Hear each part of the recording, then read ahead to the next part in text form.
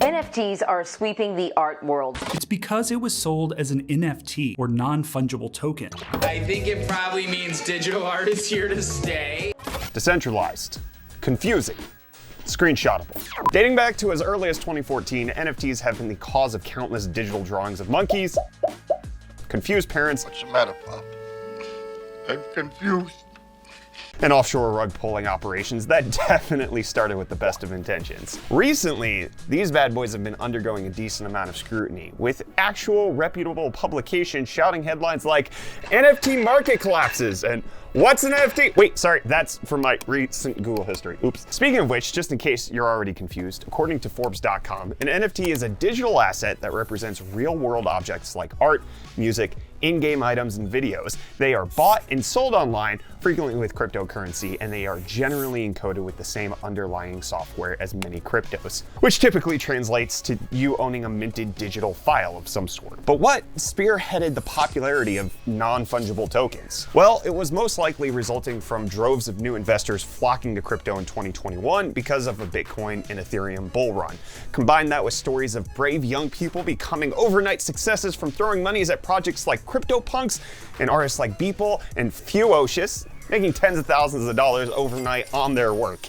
In 2021, the blockchain gold rush was upon us, driving in new NFT buyers en masse. So now that we're all caught up, let's talk theories as to why things have changed, seemingly for worse now. After all, we're trying to figure out why NFTs have died. NFT market collapses just as Square Enix sells Tomb Raider to bet big on blockchain. This article by Kotaku highlights the unfortunate timing of Square Enix's decision to sell off some of their notable IPs, like Tomb Raider, Thief, Deus Ex, and Legacy of Kain, to fund a pursuit of new businesses using blockchain, AI, and the cloud.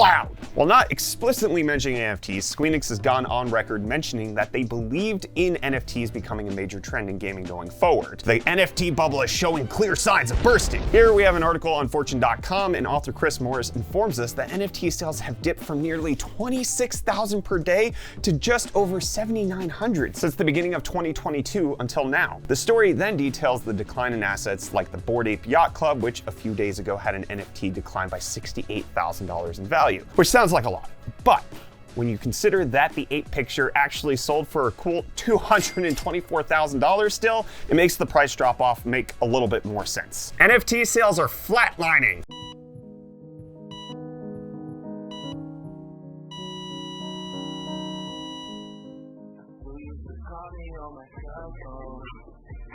This one was published by the Wall Street Journal, and one of their primary talking points is that the sale of NFTs fell to a daily average that's 92% below its peak. So what do these articles have in common?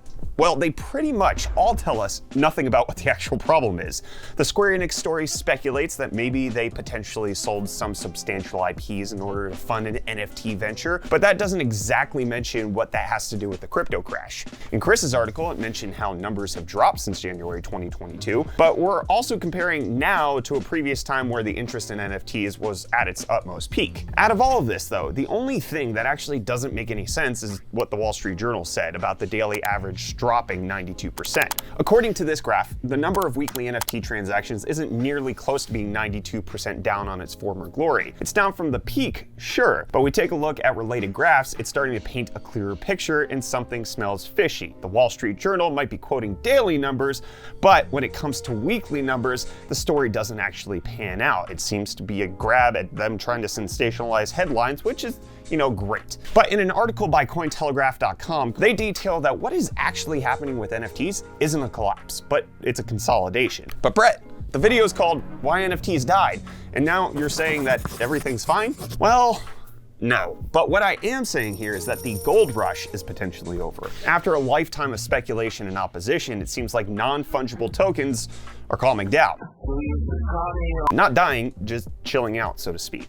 Aha! Got it! Hey, chill out. Something tells me that those news outlets reporting about the death of NFTs are trying to exaggerate or speed up the process, but it's not working, not completely anyways. They might have a hand in bringing things down, but in all likelihood, they're probably just expediting an already inevitable consolidation. Or are they? Did you know that Tai Lopez is heavily into crypto?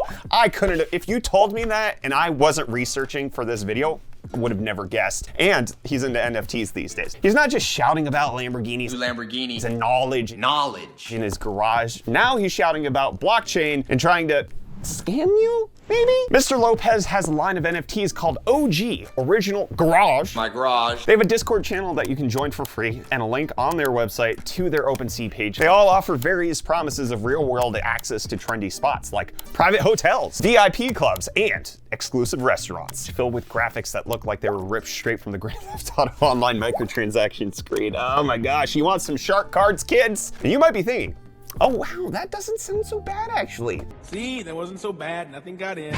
And I maybe might have agreed with you had I not seen Tai Lopez's adverts previously, and for the fact that I realized they don't even have locations for these places picked out yet. And still, somehow, something called a 300 group main mentor mastermind apparently sold 16 days before we even wrote this script for $1,700. Doesn't appear like it's completely dead. According to the OpenSea description, the holder of this NFT has the right to join the 3 to 5 hour long 300 group mentor mastermind with Tai Lopez and other holders of this NFT edition.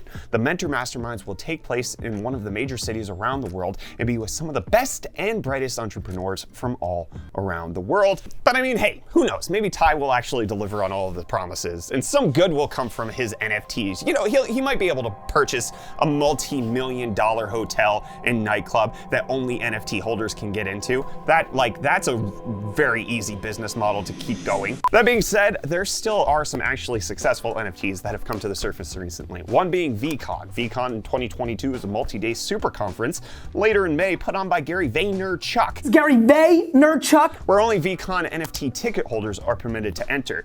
Think movie ticket stub, but it's digital. And while that is a little bit ridiculous, I do think that this implementation of the blockchain actually works, since this gives every individual ticket its own personality, and buyers don't only acquire art, but also an experience, which in hindsight is actually just what Tai is promising. I just don't believe him. But clearly the methods of implementation for NFTs from a practicality and business standpoint actually does exist to some extent. But from what I've observed, this is a minority in a sea of half-assed ideas. So I started this video with the intention of figuring out why exactly NFTs have died. Beyond the obvious, right? Like we all kind of know that for the most part, the art side of things is a sham. Sham wow, you'll be saying wow every time. There's not necessarily enough to prop up this in the long term. But I've realized that either NFTs have been dead all along, or maybe they're flat out impossible to kill. Why won't you die? So I think what we've learned from all of this is that NFTs are kind of a business model that's doomed to fail. But there will be survivors. There are people who are doing legitimate implementations of NFTs as tokens rather than arts. They present you access to something that you cannot otherwise get. Having a picture of something that you could just have on the internet is not actually creating digital scarcity. The whole point of the internet was to remove digital scarcity. NFTs are trying to put that genie back in the bottle, and that's just not gonna work. But when you hear the headlines that NFTs are dead, they're not.